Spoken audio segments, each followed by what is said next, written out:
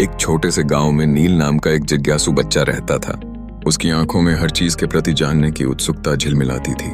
हर दिन उसके मन में नए विचार सरसराते थे और वह अपने चारों ओर की दुनिया के रहस्यों को समझने की कोशिश करता था।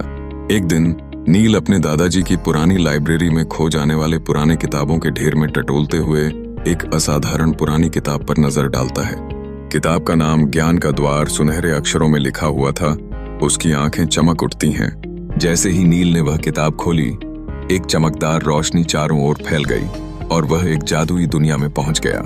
यह दुनिया किताबों से भरी हुई थी, जहां हर दिशा में तैरती हुई किताबें, उड़ते हुए अक्षर और बोलते हुए पन्ने उसकी आंखों के सामने थे।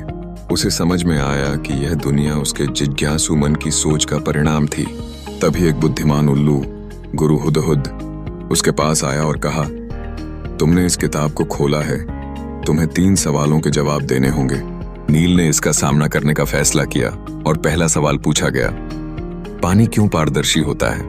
नील ने उत्तर देने में देर नहीं लगाई और कहा, क्योंकि पानी के अणु बहुत छोटे होते हैं और वे रोशनी को सीधे जाने की अनुमति देते हैं। गुरु हुदहुद ने मुस्कुराते हुए उसे मंजूरी दी। अब दूसरा सवाल था, तारों की रोशनी टिमटिमाती क्यों है? नील ने तुरंत उत्तर दिया, क्योंकि उनकी रोशनी पृथ्वी के वायुमंडल में हवा की परतों से टकराकर हिलती है।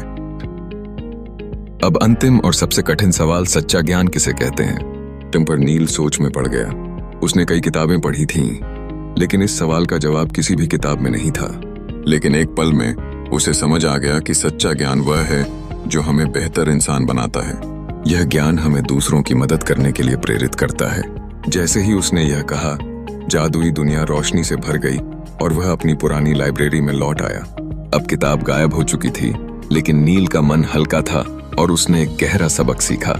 उसने जाना कि जिज्ञासा असली ज्ञान की कुंजी है और ज्ञान सिर्फ सवालों के जवाब देने में नहीं है, बल्कि हमें खुद को और दूसरों को बेहतर बनाने में भी है।